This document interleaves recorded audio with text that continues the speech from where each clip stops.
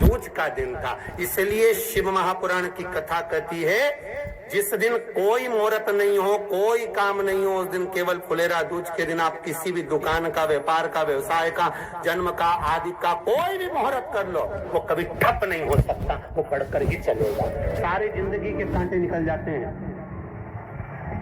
सारी जिंदगी के कांटे समाप्त हो जाते हैं फुलेरा दूज। कहते हैं दुनिया में सब दिन का दान, सब दिन का पुण्य समाप्त हो सकता है, पर फुलेरा दूज का दान, पुण्य, सत्कर्म, भजन, कीर्तन, नाम स्मरण समाप्त नहीं होता। चक्कर आ जाते हो, अचानक गिर जाते हो, हापड़ी भराने लगती हो थोड़ा सा चलने पर, श्वास फूल जाती हो ज्यादा चढ़ने पर, उनके लिए विशेष है कि धतूरे की जड़ को, धतूरे का जो फल होता है उसकी जड़ महाराज निकाल कर, धोकर, उसको घिसकर शंकर भगवान पर उसका लेपन कर दीजिए। थोड़ी सी जड़ शिव जी पर चढ़ा दीजिए फुलेरा दूज के दिन। उस जड़ को पानी चढ़ाकर वापिस लेकर आ जाइए। जो मिर्गी का मरीज होता है, जिसको दमे की शिकायत होती है, श्वास की होती है, चलने में हापड़ी भरा जाती हो, फुलेरा दूज के दिन दोपहर के समय पर उसको वो जड़ केवल 3 या 4 बार सुगंध में सुंगा दी जाती है, तो मिर्गी की बीमारी समाप्त हो जाती है, और जिसको दमा श्वास फूलता है उसको भी आराम लग जाता है। फुलेरा दूज के दिन उसके लिए नित्य आनंद का सुख दे जाती है। और भी ध्यान दें, जिसको बहुत भारी बीमारी हो, डॉक्टर कह रहे हैं कि ऑपरेशन की जरूरत है, ऑपरेशन कराना पड़ेगा, गांठ हो गई है, ये हो गया है, वो हो गया है, निवेदन है एक धतूरा फुलेरा दूज के दिन भगवान शंकर के शिवलिंग पर समर्पित करें, और 5 बेलपत्र नंदीश्वर भगवान पर अर्थात भगवान नंदी पर समर्पित करें। जीवन में कितनी बड़ी भी बीमारी होगी वो आगे नहीं बढ़ सकती, ऑपरेशन की जरूरत नहीं पड़ सकती, वो केवल फुलेरा दूज पर हो, केवल फुलेरा दूज के दिन, उसके सिवाय नहीं। और वो 15 मार्च को है, मौका मिला है, आनंद से। धतूरा होता है विषैला, कैसा होता है? विषैला, बहुत विष होता है धतूरे के अंदर।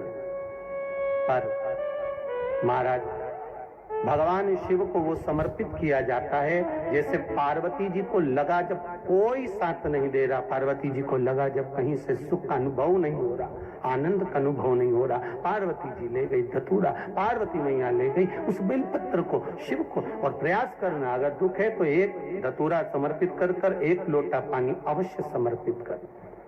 उनके लिए भी कहूंगा जिनको शरीर में दाद हो जाती है, खाज हो जाती है, या खुजलियों का क्रम हो जाता है, उनके लिए भी महाराज धतूरे का पानी, धतूरा 1 लोटे में डाल दो, पानी रख दो उसमें, उसके अंदर थोड़ा सा चंदन डालकर वो पानी शिव जी को समर्पित कर दो। वही पानी को लेकर आ जाइए और कुछ देर तक शरीर में लगाकर बैठ जाइए महाराज। वो केवल फुलेरा दूज का है महाराज, उसको शरीर में लगाकर थोड़ी देर बैठ जाइए, 15-20 मिनट तक। शरीर के अंतर्गत कोई वस्त्र ना हो, उस वस्त्र को उतार कर उसको लगाकर बैठ जाओ। 2.5 से 3 महीने में दांत खाज किसी भी चर्म रोग होगा वो धीरे धीरे समाप्ति की ओर हो जाएगा। महाराज फुलेरा दूज का महत्व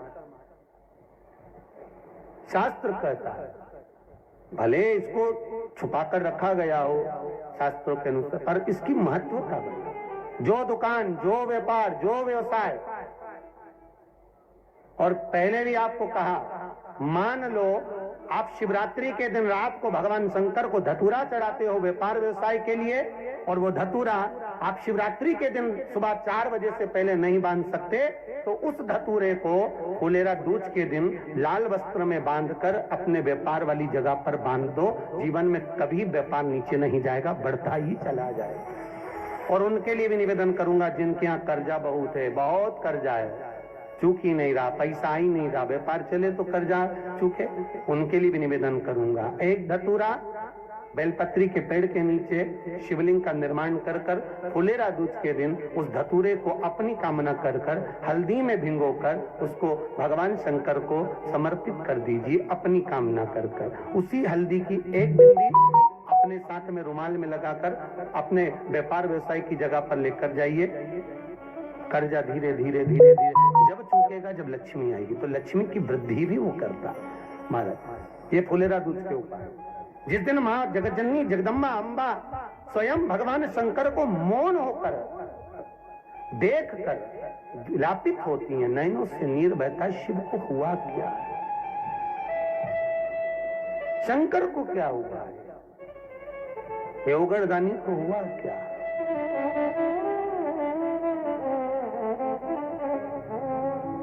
नयन जल मैं तो बैठी थी गंगा किनारे, मैं तो बैठी थी गंगा किनारे,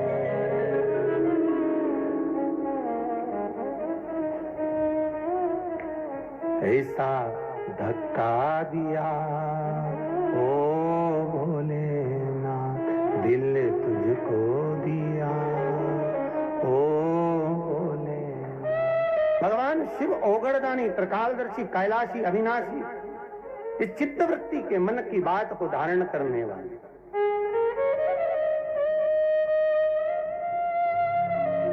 जिन लड़का और लड़की का विवाह नहीं हो रहा है, महाराज विवाह के लिए बहुत परेशान हो गए, उनके लिए भी 5 बेलपत्र, 1 धतूरा, 5 शमी पत्र अशोक सुंदरी वाले स्थान पर, चाहे मंगल हो, चाहे राहु हो, चाहे केतु हो, सारे ग्रह भले अनुकूल है नहीं है, प्रतिकूल है नहीं है, वो अपने अनुसार उसको लेकर शमी पत्र, बेलपत्र और धतूरा हाथ की हथेली में रखकर, जिसका मंगल विवाह नहीं हो रहा, बहुत कष्टप्रद है, हाथ में रखकर अशोक सुंदरी का स्थान सबको मालूम है ना, भगवान शंकर की जलाधारी पर शिवलिंग, पार्वती जी का हस्त कमल, जहां से चरण जल नीचे जाता है, राइट भाग गणेश जी का स्थान, लेफ्ट भाग कार्तिकेय का स्थान, जलाशय में से, जलाधारी में से जो जल नीचे गिरता है बूंद बूंद, वो शंकर भगवान की 5 लड़कियां, जया, विषहरा, सामरीवारी, दो तली और देव, शंकर जी की 1 लड़की और अशोक सुंदरी 6ठे नंबर की, उसका स्थान, इन पानी जो जाता है उसके बीच में जो मोटी सी लाइन होती है, उस मोटी सी लाइन पर जो स्थान है वो अशोक सुंदरी का स्थान है। किसका स्थान है? अशोक सुंदरी। शंकर भगवान का संपूर्ण परिवार, जलाधारी माता पार्वती जी का हस्तकमल, चरण, राइट में गणेश जी, लेफ्ट में कार्तिकेय जी, बीच में अशोक सुंदरी, ऊपर से जो 1-1 बूंद पानी गिरा रहा है वो है शंकर भगवान की 5 लड़कियां, जया, विषहरा, सामरीवारी, दो तली और देव, शिव की 5। तो जिनका विवाह नहीं हो रहा, अशोक सुंदरी वाली जगह पर हाथ में लेकर वो धतूरे के साथ शमी पत्र, बेलपत्र समर्पित करें और बाबा से निवेदन करें, बाबा आपकी कामना पूर्ण, फुलेरा दूज करें। अशोक सुंदरी पर जो धतूरा चढ़ता है, वैसे तो अशोक सुंदरी पर धतूरा बहुत कम चढ़ता है, केवल एक फुलेरा दूज का दिन ही ऐसा होता है जिस दिन अशोक सुंदरी वाली जगह पर धतूरा चढ़ता है।